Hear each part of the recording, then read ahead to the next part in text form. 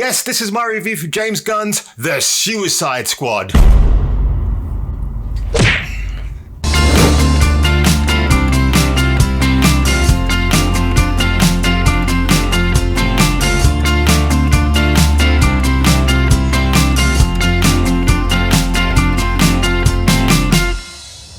Now, as you people know from last year when they had the DC Con panel and they showed footage of the behind the scenes in Panama of James Gunn's film that he was making at the time, and he got this great motley crew assembled consisting of Nathan Fillion, obviously a close friend of Gunn's because he's appeared in many of his films, Gunn's ribbing back and forth all between him and Michael Rooker, which I thought was also hilarious. I loved all of that. I mean, I was immediately excited for the movie anyway, and little did I know how amazing this thing turned out. So I watched this at Cineworld with my good buddy, and it wasn't a fairly packed cinema, but it wasn't underpacked either. It was kind of just the right amount of people in there, and people are kind of scattered here, there, and everywhere.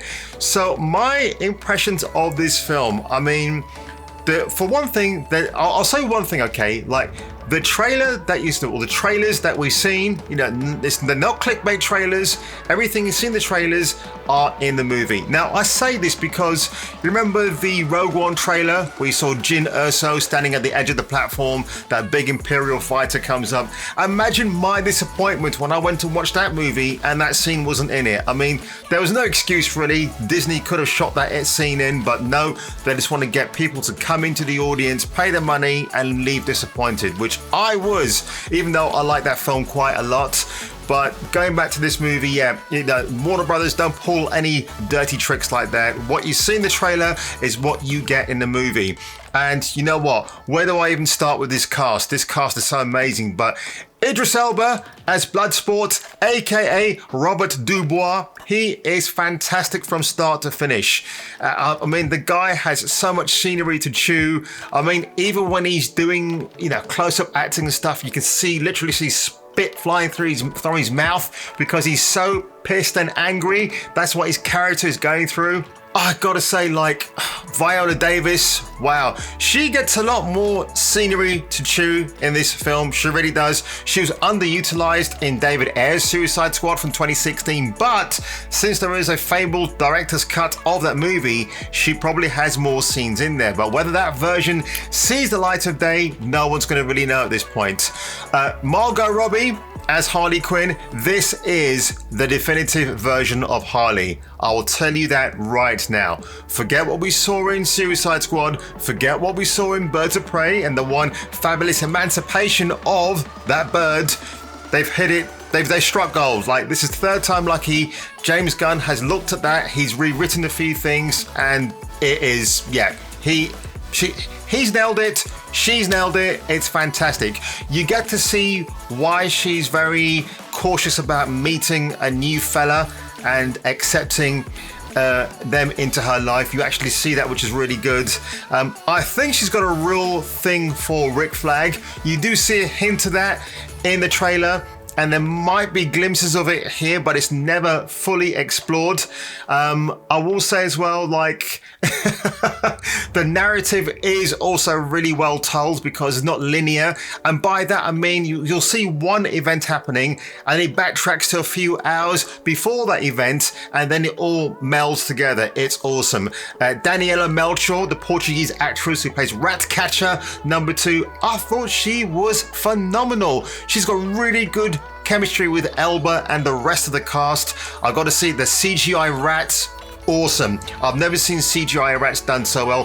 The main rat of the series, the main rat of the film is Sebastian. I liked him a lot. I mean, that's a CGI rat. I'm impressed. That looks fantastic. So the basic plot of the story, and I'm not going to go into spoilers here. So you got a fictional island of Corta Maltese, which is being ruled, well, it was ruled by pretty much a pretty cool family until they got rid of and taken over by an evil dictatorship. But unbeknownst to the rest of the world, this quiet, idyllic island, well, if you want to call it idyllic, holds a deep, dark secret, namely Starro the Conqueror, that big swordfish with a eye for a butthole. So yeah, when you kind of know that premise, I mean, it's a pretty simple premise, but the way they go about it is very good. Now, what do they do in between that grand finale and before? James Gunn just has assembled such a fantastic cast of actors and characters, and he's given them arcs.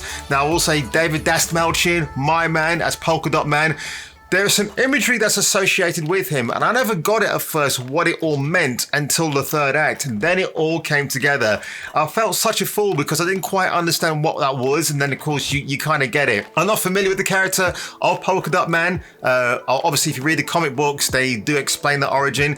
Everybody kind of gets well, apart from King Shark, he doesn't get an origin story, but you do find out about him. I mean, yeah, he's a savage white shark, and yeah, he kills. He's got the num num num num. He's so beautifully voiced by Sly Stallone, like only that actor could bring him to life. Again, I was saying to my friend afterwards that James Gunn is a big fan of like the 80s action heroes like Kurt Russell and Stallone, so no wonder they get, well, it's Stallone that gets kind of a really good point in this movie, that he gets to really show us his acting chops. He's fantastic.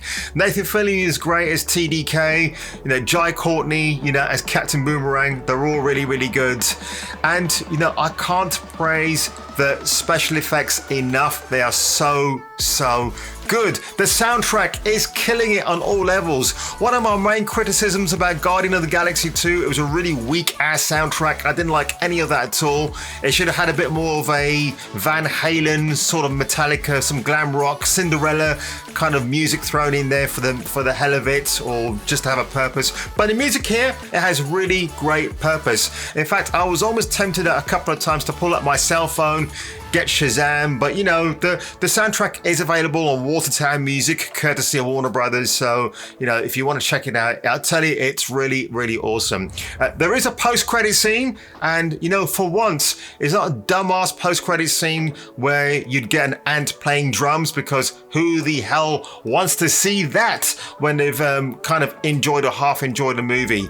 Now, one thing I will say about the third act of this movie, okay, I will compare it to the Avengers from 2012, because and why I thought of that film, because I mean, look, the Chitauri, one of the worst on-screen enemies I've ever seen. Just cheap CGI, it's just awful. There's no stakes in that battle whatsoever. Here, on the other hand, in James Gunn's The Suicide Squad, there's real stakes to be had. It feels more visceral and more realistic, because it's just I will say they're good guys. Yes, they're super baddies, but they are good guys too. They're good in this instant, and they're up against Starro the Conqueror. And what I like about this, Starro is like the main CGI baddie against the rest of the cast. Everything else is kind of realistically done. And I've got to say, there was a really funny Office Space reference in this film.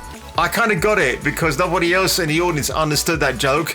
Let's just say it refers to Milton. That's all I'm going to say. But the way they use it in this movie is really, really cool. Now, if it's not an Office Space joke, well, to me it is. That's how it came across. That's how I am interpreting it.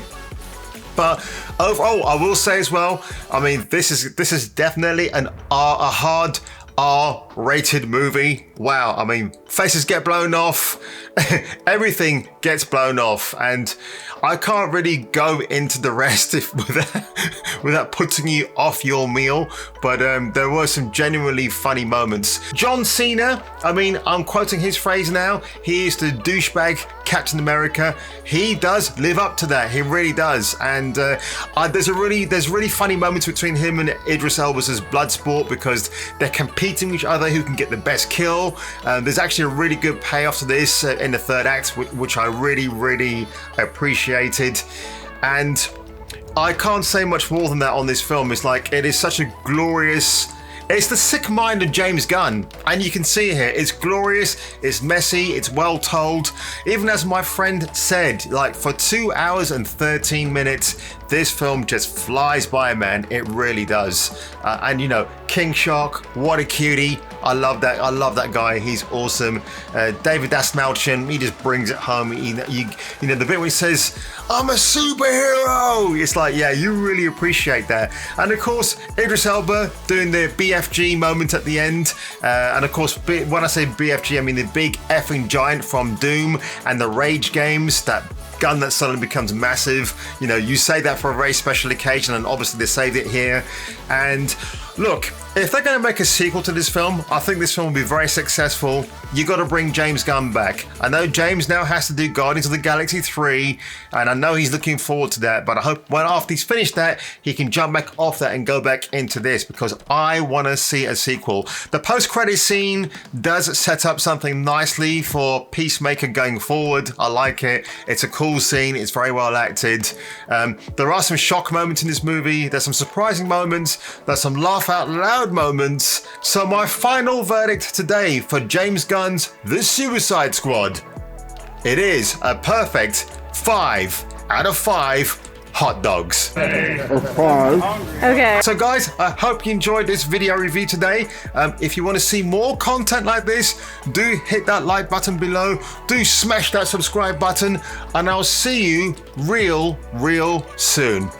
I'm definitely going to watch this film again, probably at least 5 more times. Yes, very kind eyes. Peacemaker. It's actually very nice. Just put it against the wall. Looks nothing like me. Like and subscribe, or get your nuts Krogan crushed.